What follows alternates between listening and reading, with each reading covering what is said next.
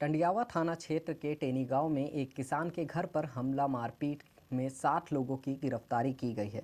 दरअसल आपको बताते चलें कि चकबंदी को लेकर ये पूरा विवाद हुआ था, जिसमें मारपीट और पथराव के बाद बाइकों में तोड़फोड़ की गई। सूचना मिलते ही मौके पर पहुंची पुलिस ने सभी वाहन को कब्जे में लेकर जांच पड़ताल शुरू कर दी है।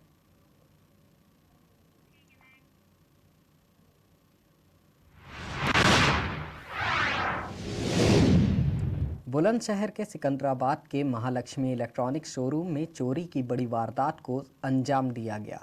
छत के रास्ते शोरूम में उतरकर लाखों के मोबाइल चुरा लिए गए।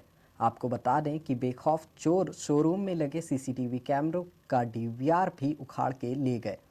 तो वहीं सूचना पर पहुंची पुलिस ने घटना की जांच पड़ताल शुरू कर दी है।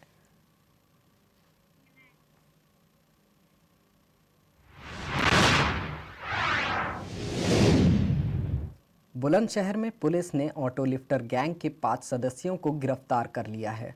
आपको बता दें कि ई रिक्शा में बैठाकर उनका सामान चोरी कर लूटपाट की वारदात को गैंग अंजाम देता था।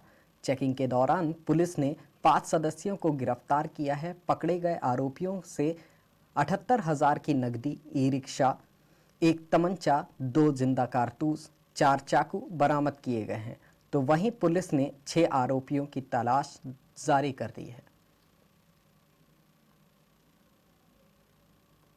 ये थाना कुर्जानगर की पुलिस ने एक गैंग पकड़ा है जो कि ई रिक्शा चलाते हैं और रेलवे स्टेशन और बस स्टेशन पर सवारियों को बैठाना और बैठा के ले जाना, और साथ में एक दो उनके परिचित पहले से बैठे रहते हैं और उन्हें बातों में उलझा के उनके सूटकेस या बैग को का लॉक तोड़कर उसमें से जो भी कैश या जेवर आदि है उसको निकाल लेना, और बाद में सवारी जब उतर के चली जाती थी उसको बाद में पता लगता था।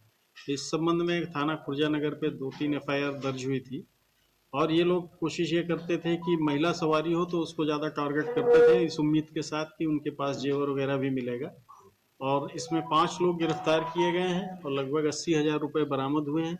इसके अलावा अवैध तमंचा, चाकू आदि भी बरामद किए गए हैं, और घटना में प्रयुक्त एक ई रिक्शा भी बरामद हुआ है।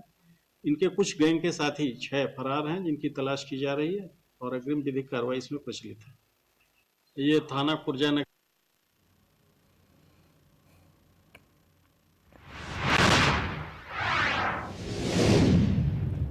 बुंदेलखंड के महोबा जिले में पुरानी रंजिश को लेकर 22 वर्षीय युवक की चाकुओं से गोदकर निर्मम हत्या कर दी गई है। युवक के हत्याकांड के बाद गांव में सन्नाटा पसरा हुआ है, तो वहीं परिजनों का रो रो कर बुरा हाल है। बता दें, मृतक का कुछ दिन पहले गांव के एक युवक के साथ विवाद हुआ था, जिसको लेकर दोनों में जमकर हाथापाई हुई थी, लेकिन पुलिस ने दोनों पक्षों को समझाकर मामले को शांत करा दिया था। मृतक के पिता का कहना है कि उसी दिन तीनों दबंगों के खिलाफ अगर शहर कोतवाल ने कार्रवाई की होती तो आज बेटा जिंदा होता। हत्या की वारदात को लेकर सभी दबंग मौके से फरार हो गए हैं। घटना की सूचना मिलते ही मौके पर पहुंचे एसपी ने 5 टीमों को गठन करके हत्या के आरोपियों को गिरफ्तार के निर्देश दिए गए हैं। सर, किस तरह की घटना हो गई है सर? देखिए, आज दिनांक 7 दिसंबर को रात्रि में सूचना प्राप्त हुई कि थाना कोतवाली क्षेत्र में पचपहरा गांव में 2 पक्षों के बीच में विवाद हुआ है। इसमें ये बता दें कि एक पक्ष द्वारा हमलावर होकर के आक्रामक हुआ गया, जिसमें दूसरे पक्ष के एक व्यक्ति को धारदार हथियार से चोटें आई, जिससे उसकी मृत्यु हो गई। इस पूरे प्रकरण में बता दें कि अभी तक 4 लोगों की संलिप्तता इसमें सामने आ रही है, जिनकी गिरफ्तारी हेतु क्राइम एसओजी थाने की टीम मिलाकर के 5 टीमें हम लोगों ने गठित कर दी हैं। जल्दी इनकी गिरफ्तारी सुनिश्चित की जाए। सर, किस तरह की घटना?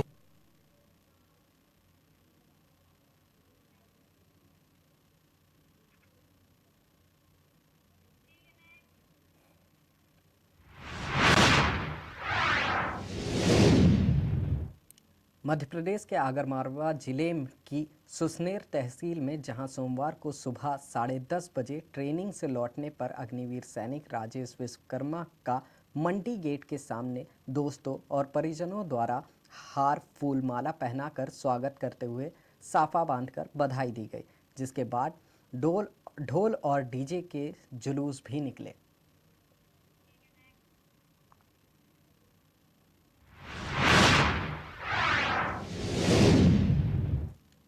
इंदौर क्राइम ब्रांच ने डिजिटल हाउस अरेस्ट के मामले में 4 आरोपियों को गिरफ्तार किया है।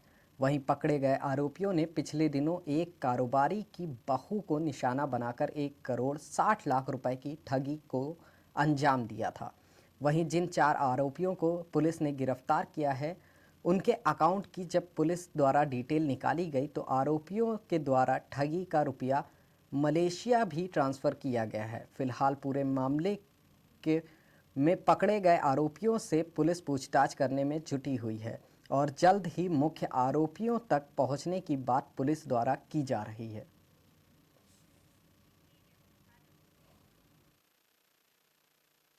कितने आरोपी और कहां से पकड़ा है और कितने का ये मामला था? ये 9/11/24 को एक मैटर सामने आया था क्राइम ब्रांच में, जिसमें कि एक महिला के साथ में 1 करोड़ 60 लाख रुपए का डिजिटल अरेस्ट हुआ था। इस मैटर पर जो डिजिटल अरेस्ट का तरीका था वो ये था, पहले इनको खूब डराया जाता है और बोला जाता है कि एक जेट एयरवेज के कोई मालिक हैं, क्या आप उनको जानते हो? तो इन्होंने कहा कि नहीं, मैं उनको नहीं जानती हूँ। उसके बाद फिर उससे और डिटेल बात करने लगे और फिर बोले कि आपके अकाउंट से 2 करोड़ के लगभग का ट्रांजैक्शन हुआ है और मनी लॉन्ड्रिंग हुआ है। और फिर उसको इस तरह बातों में उलझा के फिर उसको 3-4 दिन डिजिटल अरेस्ट में रखा।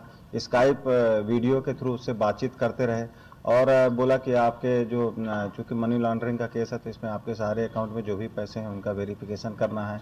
और धीरे धीरे उनसे बात करते करते उनके पूरे पैसे जो भी उनके अकाउंट में थे, जो उन्होंने एफडी की राशि रखी थी, वो सब के सब, इवन जो गोल्ड था उसका भी जो पैसा उनका गोल्ड लोन लिया हुआ था, वो सारे पैसे उन्होंने उनसे ट्रांसफ़र कराए। और लगभग 1 करोड़ 60 लाख रुपए का पूरा ट्रांजैक्शन हुआ है ये अलग अलग अकाउंट्स में। और फिर इसके बाद में उनको ये कहा गया कि आपको ये पैसा जब वेरिफिकेशन हो जाएगा उसके बाद वापस कर दिया जाएगा। और ये कह करके पूरा पैसा जब ले लिया, उसके बाद में फिर उनको बताया गया कि ये पैसा आप नज़दीक के थाने में जा कर के इन्फॉर्म कर दीजिए, हम इसका पैसा हमें वेरिफिकेशन करके वापस करेंगे। और उसके ये कॉल अननोन नंबर से था। ये कॉल क्या पहचान उन्होंने क्या बताई? ये उन्होंने अपने आप को ये बताया था कि ये आरबीआई का एक अधिकारी बता करके किया था। फिर इसके बाद में फिर वेरिफिकेशन के नाम पे उन्होंने सीबीआई के अधिकारी को ये कॉल ट्रांसफ़र किया।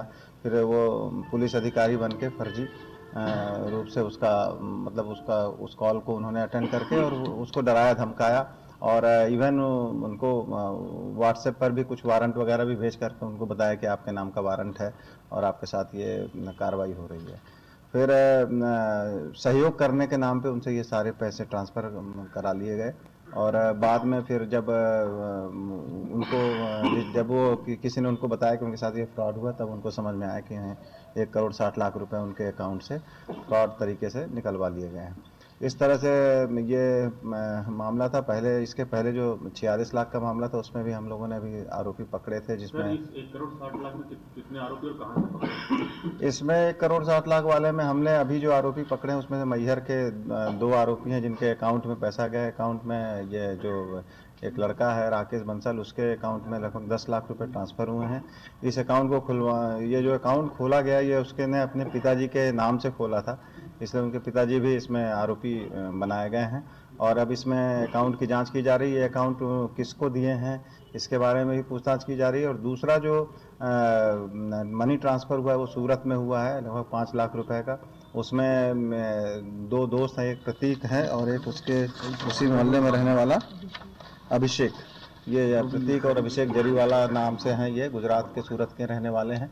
तो इन लोगों ने किया, इन लोगों ने भी अपने अकाउंट से जो है वो किसी और को दिए हैं, तो उसके बारे में भी पूछताछ की जाएगी। तो ये भी किराए पे दिए गए हैं?